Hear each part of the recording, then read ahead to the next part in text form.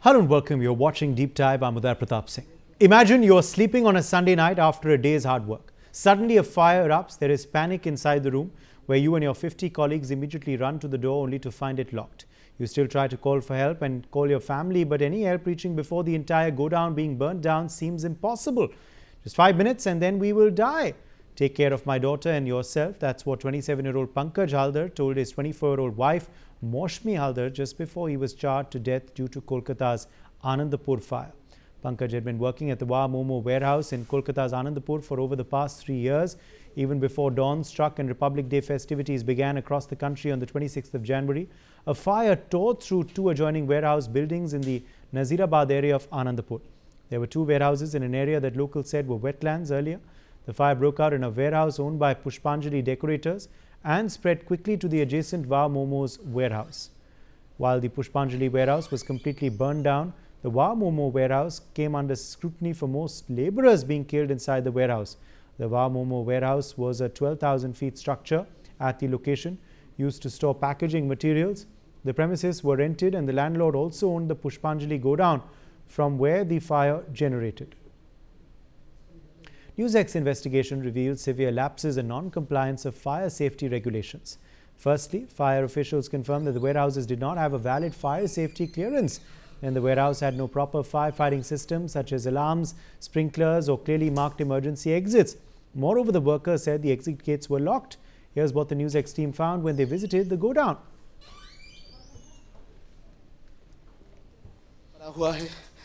आग का धुआं जो है वो अभी भी देखने को मिल रहा है। बहुत सारे ऐसे प्लास्टिक वगैरह इधर मौजूद था और उसके साथ साथ ही जैसे कि दमकल की तरफ से भी कहा जा रहा था कि सिलेंडर एकदम देख ही सकते हैं कि ऑक्सीजन सिलेंडर जो है वो सिलेंडर भी इधर मौजूद थे। एकदम अंदर का तस्वीर देखिए कि किस तरीके से सिलेंडर इधर बिखरा हुआ है। बहुत सारे गैस सिलेंडर इधर मौजूद है। एकदम सिलेंडर इधर पड़ा हुआ है और इस जगह पर ही आग लगने के बाद तुरंत आग फैल गया था और अंदर में अगर देखा जाए जो जिस जगह पर ये सिलेंडर वगैरह है इस जगह पर किसी भी जगह पर फायर एक्सटिंग्विशर जैसे फायर को कंट्रोल करने का जो सामान वो देखने को नहीं मिलेगा। किसी भी जगह पर फायर एक्सटिंग्विश करने का जो सामान वो नज़र नहीं आ रहा है। एकदम गोदाम का अंदर का तस्वीर अब देखिए कि गोदाम में ये जो ये हालात देख ही सकते हैं कि किस तरीके से गोदाम का तस्वीर अभी स्पष्ट हो रहा है। एकदम इस जगह पर पूरा तहस नहस हो चुका है। पूरा आग लगने के बाद ये जो घटनास्थल इस जगह पर फॉरेंसिक एक्सपर्ट का टीम भी आया था और उनकी तरफ से भी सैंपल कलेक्ट किया गया है और फिलहाल ये तस्वीर ही बयां कर रहा है कि किस कतार में ये आग लगा था जिस आग का लपेट पे 8 जान चला गया है और अभी भी 20 के ऊपर लोग missing. Renix investigation makes many shocking revelations. Wow Momo's statement claims they had 28 fire extinguishers inside, while the decorators' godown did not have compliance. The warehouse has no fire extinguishers or emergency measures. Large amount of combustible items were kept in the warehouse. Our team found that multiple cylinders were lying around. Plastic cans were kept nearby waiting for a major disaster that it turned out to be. Moreover, the fire was so intense that an entire 2-story building next to the two warehouses caught fire. While further forensic analysis continues to determine the cause of the fire, several arrests have already been made. The first arrest is Gangadhar Das, the owner of the Pushpanjali decorators warehouse where the fire is believed to have originated. He's been booked on charges of causing death by negligence. Police have also arrested Manoranjan Sheet, the manager of the Wow Momo warehouse, which is located adjacent to the affected premises and was also gutted in the fire.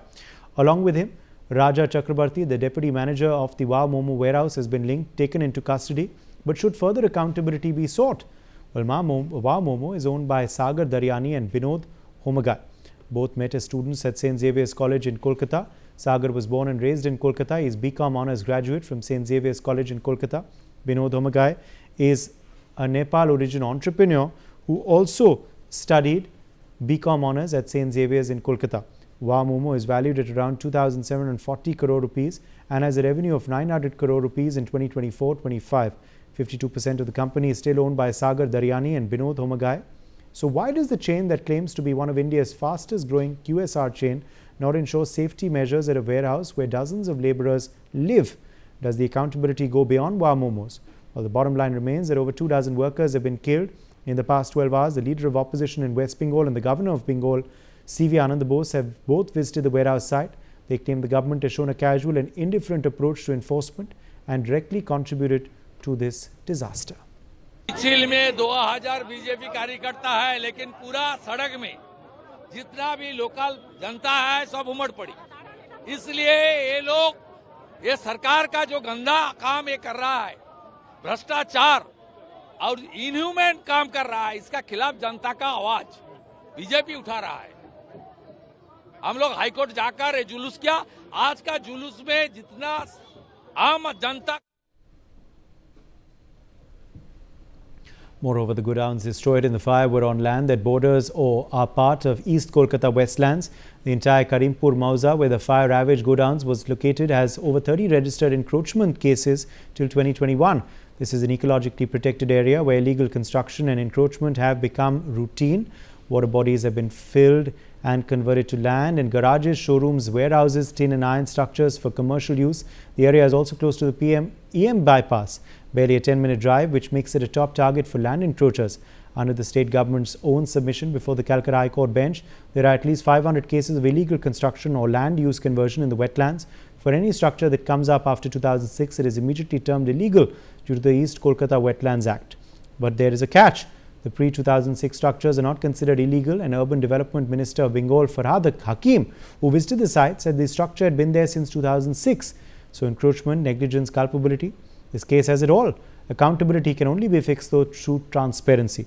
The bottom line, sadly, is that at least 27 people have lost their lives in an urban death trap yet again.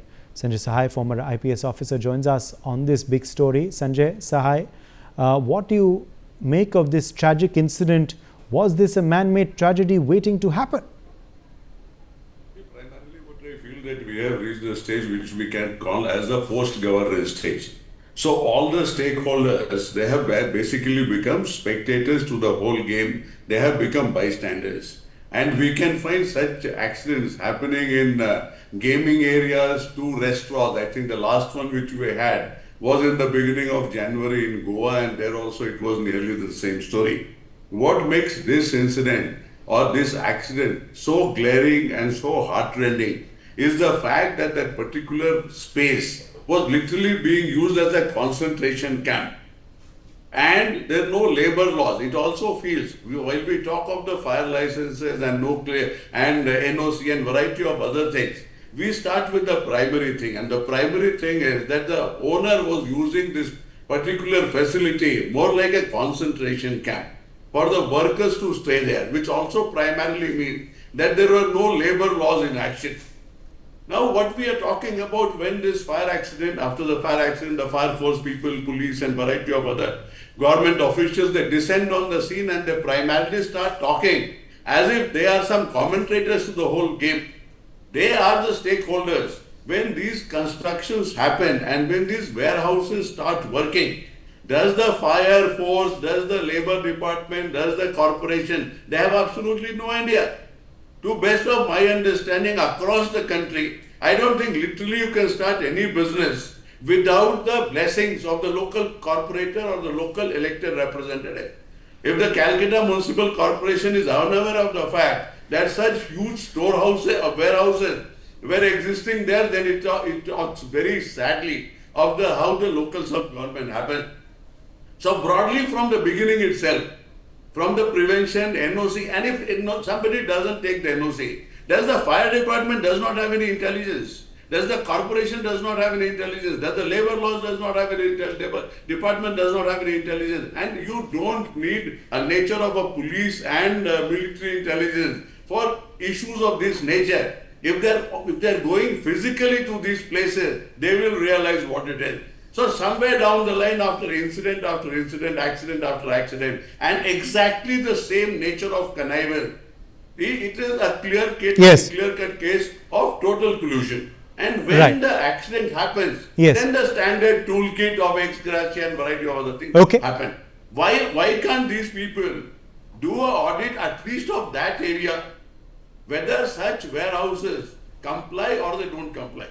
Now, Sanjay Sahai, what steps are needed to ensure that more such areas do not become death traps, that more such tragedies do not happen in the future? What immediate steps are needed to be Immediate- proactive rather than being reactive. For all of West Bengal or nationally, immediate in that particular area, the government departments are aware of the fact as to which illegal warehouses are operating. They should be closed immediately. Our audit needs to happen in that 4 square kilometers, 5, whatever is that area. And all the warehouses which don't have a license, which don't comply, they have to be closed outright. Whichever warehouses are allowed to continue, there has to be a complete clearance. There needs to be one agency, because all these agencies are failing. There needs to be some agency which is the nodal agency, which is a single window sort of a thing which clears a particular thing. Until you clear it, you cannot function. Most importantly, the labor laws are not being compliant, and the people who have locked the warehouse, I don't know what nature of punishment should be awarded to them. I have absolutely no idea. I find it more gruesome, more heinous, and might be it is a crime against humanity. Because these people, had there been one exit, they would have escaped in no time. They were forced to die. They were forced to, and the nature of death is just unimaginable. I will treat it as a crime against humanity.